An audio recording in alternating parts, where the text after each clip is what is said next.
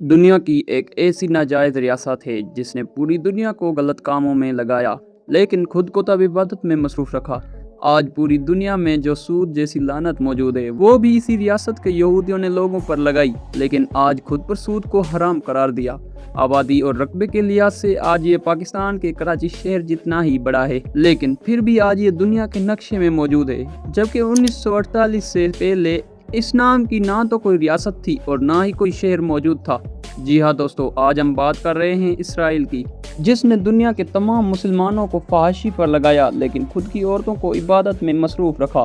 आज की इस वीडियो में हम जानेंगे कि इसराइल आज टेक्नोलॉजी में किस मकाम पर है, ये नाजायज़ रियासत दुनिया के नक्शे पर कैसे आई, इसराइल में कौन कौन से जदीद हथियार हैं, उसने कैसे पूरी दुनिया को सूद पर लगाया, यहाँ पर की जाने वाली शादियाँ कैसी हैं, आज इसराइल में लोग कैसे ज़िंदगी गुजार रहे हैं, यहाँ पर मौजूद मुसलमान कहाँ पर रहते हैं। ऐसी बहुत सी दिलचस्प मालूमात आज हम आपको इसराइल के बारे में बताएंगे। आज की ये वीडियो काफ़ी ज़्यादा दिलचस्प है, तो इसे एंड तक लाजमी देखें। साथ ही तमाम दोस्तों से गुजारिश है कि चैनल को सब्सक्राइब और शेयर कर दें।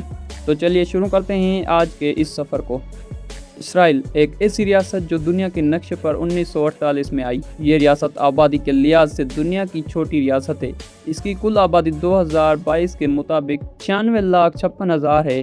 ये रियासत मशरकी एशिया में बहरा रूम के साहिल पर वाक़ है। इसके इर्द गिर्द फ़लस्तीन, शाम, मिस्र और लेबनान आते हैं। पूरी दुनिया में यहूदियों का सिर्फ एक ही घर है और वो है इसराइल। इसराइल की कौम और मजहबी ज़बान अबरानी है। इसराइल में एक कहावत बहुत मशहूर है जिसका मतलब ये है, गलत बात को कभी बर्दाश्त ना करें। अगर कोई गलत करता है उसे फ़ौरन जवाब दिया जाए। एक रिपोर्ट के मुताबिक इसराइली कौम सबसे ज़्यादा रिस्क लेती है। इसराइली लोग अपने मुल्क से बेपनाह मोहब्बत करते हैं। ये कौम अपनी छोटी सी रियासत को बहुत ज़्यादा सपोर्ट करते हैं। प्यारे दोस्तों, पूरी दुनिया के हॉस्पिटल्स में आपको मुख्तलिफ मुल्कों से आए हुए स्पेशलिस्ट डॉक्टर्स मिलेंगे, लेकिन आपको यहूदी डॉक्टर्स और नर्स बिल्कुल ना होने के बराबर मिलेंगे। इसकी बड़ी वजह यह है कि यहूदी कौम नौकरी करने के बजाय इन्वेस्टमेंट करने में ज़्यादा तरजीह देते हैं और जहां तक इनका जोर चल सकता है चलाते हैं और अपने आप को मजबूत बनाते हैं। इसराइली मजहब के हिसाब से एक ऐसा साल भी आता है जब तमाम इसराइलियों के कर्जे माफ़ कर दिए जाते हैं। इस साल को शमंदा के नाम से पुकारा जाता है। इस साल पूरे इसराइल में कोई नया बिजनेस स्टार्ट नहीं किया जाता, हत्ता कि पूरी दुनिया के इन्वेस्टर्स भी इसराइल में कोई नया बिजनेस स्टार्ट नहीं कर सकते और ना ही इसराइल के इन्वेस्टर्स पूरी दुनिया में किसी भी जगह पर अपना बिजनेस स्टार्ट करते हैं। दोस्तों, इसराइल में फाहिशी इस कदर आम है कि इसके कई समुद्री किनारे पर आपको लड़के लड़कियां बिल्कुल नंगे घूमते हुए और समंदर में नहाते हुए नजर आएंगे और इस पर कोई पाबंदी नहीं, ना ही कोई रोकथाम है, क्योंकि ये सब उनके मज़हब में जायज़ है।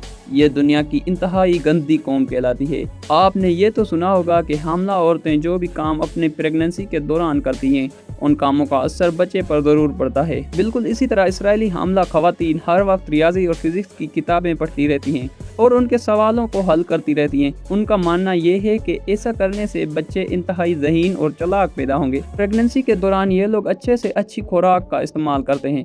इसराइल के चारों तरफ उसके दुश्मन मुल्क बैठे हुए हैं जो मौका मिलते ही इसे ख़त्म करने की आड़ में हैं। ये इतना मजबूत है कि कोई भी मुल्क इसका अभी तक कुछ बिगाड़ नहीं सकता।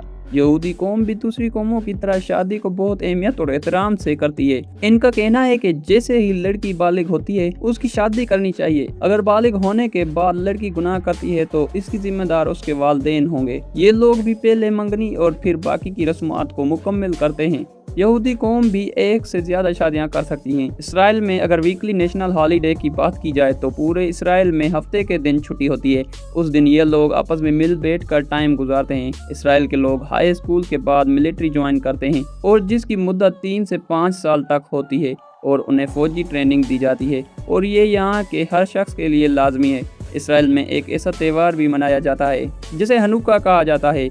अगर उसे रोशनियों का त्यौहार भी कहा जाए तो गलत ना होगा। त्यौहार के मौके पर पूरे इसराइल में मोमबत्तियां जलाई जाती हैं। ये त्यौहार दिसंबर में मनाया जाता है। ये त्यौहार यूनान के फौजियों को शिकस्त देने पर हर साल मनाया जाता है। दोस्तों, इसराइल की आर्मी दुनिया की चौथी मजबूत तरीन आर्मी का एजाज़ भी रखती है।